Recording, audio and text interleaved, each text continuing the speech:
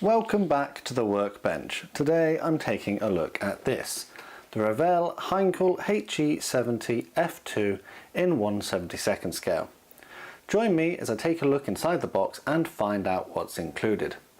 Hi, I'm Matt and you're watching Model Minutes. So today's video is a quick look inside the box of the Heinkel He70 in 1/72nd scale from Revell. On this side of the box it indicates that it's a skill level 4, that it has 82 parts, and these are the dimensions right here. This is in the more recent and advanced style box compared to the blue boxes that were quite familiar. The rear of the box features images of a built sample of the model, along with images of the sprues and multilingual information here. Down on this side are the Revell paint numbers that they suggest you purchase to go with this kit. The edges of the box feature the same image along with the same information as featured on the front, so that you can easily identify it on the shelf. This long edge of the box features multilingual information as well as contact addresses, and then on this side it gives you a brief summary of what's inside the box. So without further ado, let's get inside the box and find out what's in there. As is normal, I'm going to take a look at the instructions first. And we've got a nice glossy colour booklet, which is the more recent style of booklets that are coming with the better kits from Revell at the moment compared to the black and white ones that I'm not a fan of. On the front we've got a nice colour image of the built model, along with some multilingual information down the bottom. Turn over the page. We've got some helpful diagrams on how to build your model, little hints and tips, and then we've got a key to the different symbols you might encounter during the build of your model. Progressing over, the key continues, and then we are greeted by the different paint colours. And frustratingly enough, Revell are still sticking with the paint number and then changing it to a letter in this particular model kit, which I find very frustrating. Why don't you just stick with that number throughout? Because it would just make it so much easier. But I'm hoping as we progress through that it's all in colour, so it should help make it a bit clearer. Next page over, we have got a sprue map, which makes everything a little bit more helpful, seeing as if something's come loose in the bag, then you'll be able to find it again, or perhaps locate it on here if you're getting confused where something is. And then down the bottom here we've got the spare parts information. In case you're missing something, you can get a replacement. And now we start building. And as you can see, they have coloured in the letters with the relevant colour, which is much more helpful than their older style instruction booklets. We start off by assembling the cockpit, adding the observer's seat, then we progress on to the landing gear bays, which it appears it needs a little bit of trimming.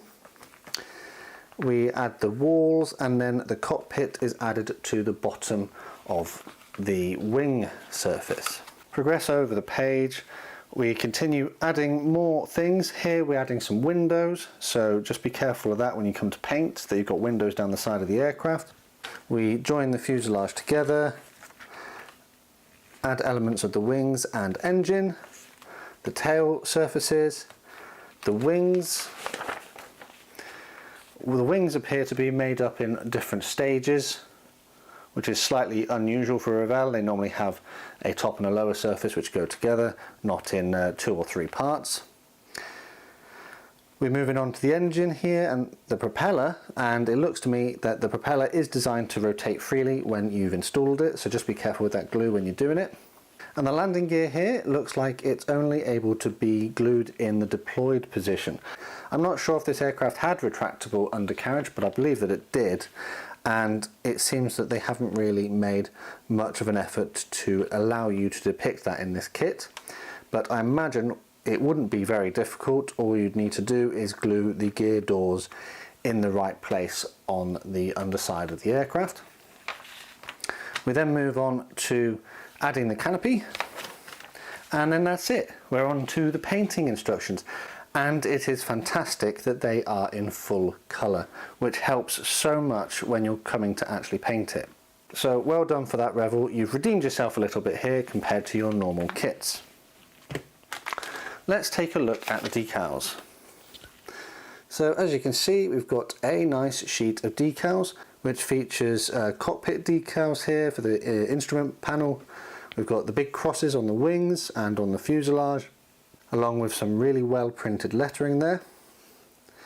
And they look to be really well done. There's no tears or smudges, so it'll be nice to see how well they actually apply to the model. So let's get into the actual plastic parts, the bits that we've all been waiting for. And it comes slightly differently to normal. This isn't in the normal plastic bag that I'm used to getting things from Revell. So let's get it out and see what's in here. 1, 2, 3, 4, 5. We've got 5 sprues here. 4 of them are moulded in a dark grey plastic, and then we've got one clear one which comes in its own little bag. So let's take a look at the clear one first and see if it's any good. And yes, the parts seem to be crystal clear. There is a little bit of flash in places. The moulded canopy lines are quite raised, so they'll be quite easy to follow when you come to paint it. And if you look here, even the control panels, which have got some moulded details in there, they're clear as well. I don't normally see that. This makes me wonder if this kit isn't one of Revell's indigenous designs, and if they've actually got this from another company. So if you know, I'd be interested to hear, so pop it in the comments below if this is not actually one of Revell's originally designed kits. So on this sprue here, we've got the inside of the fuselage, and you can see there's elements of detail there. The plastic feels to be quite flexible. It's quite a bendy plastic, if you can see that. It feels quite glossy on this side as well. Look at that, you can see that it's very shiny, and it makes me wonder how well that will actually take the paint when you come to finish the model. But there does seem to be like an element of ribbing on here, but I wonder how well that will remain when you have completed the kit. There is flash here. There's flash in quite a few places actually on the grey plastic parts. This sprue features the underside of the wing and fuselage, along with the propeller and engine parts,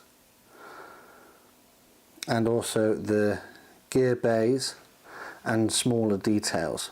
And the flash on these is not the best. There is quite a bit of cleaning up that is going to be needed to be conducted, but it's okay. It's not terrible. It's not the worst kit I've seen, but it's certainly not the best. On this sprue here, we've got more fuselage with detail on the inside.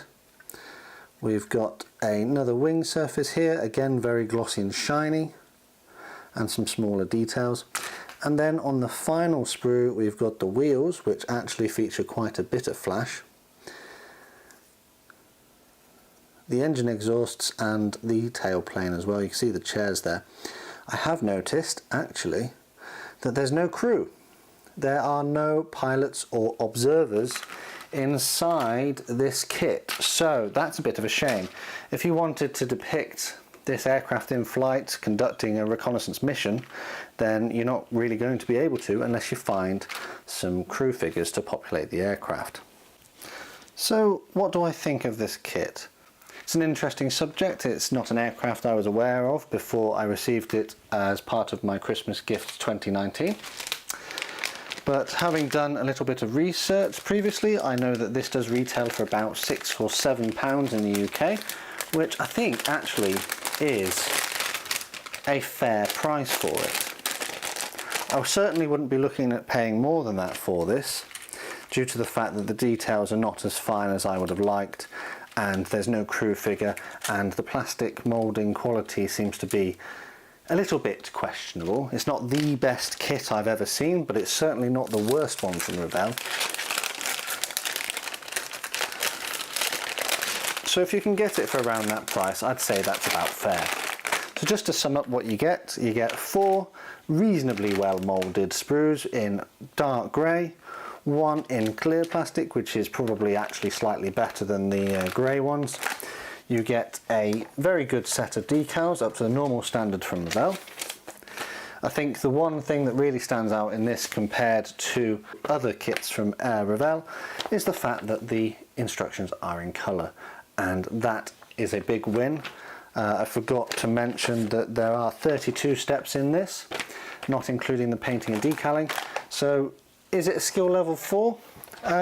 Well, Revell do their skill levels a little bit differently to Airfix and other manufacturers. Airfix tends to base its skill level system on how difficult they actually think the kit is, based on the number of parts and all of that sort of stuff. You know, is it difficult to assemble and hard to put together?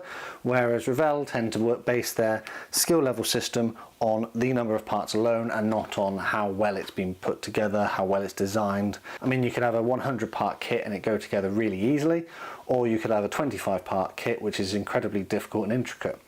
So skill level 4 is because it's got over X amount of parts, and it probably isn't going to be that difficult to build. I probably wouldn't recommend this to a beginner because of the aforementioned issues that you might experience during painting because of the glossy plastic and the amount of flash that you're probably going to have to clean off of it. But for someone with a little bit of experience under their belt, this would make a fantastic kit. And it's also of a very interesting aircraft that I didn't even know existed until this was given to me. So if you'd like to see me build this kit, make sure you put a comment in the description, let me know. And also, what do you think of this one? Have I been a bit harsh on it, or am I about fair? Am I about right? So before I sign off, just a quick mention to my patrons. A massive thank you to you for the support that you give the channel. If you'd like to find out more about what pledging your support means and the perks it gets you, take a look at the links in the description. All that's left to say is thanks for watching, and I'll see you all on the workbench again next time.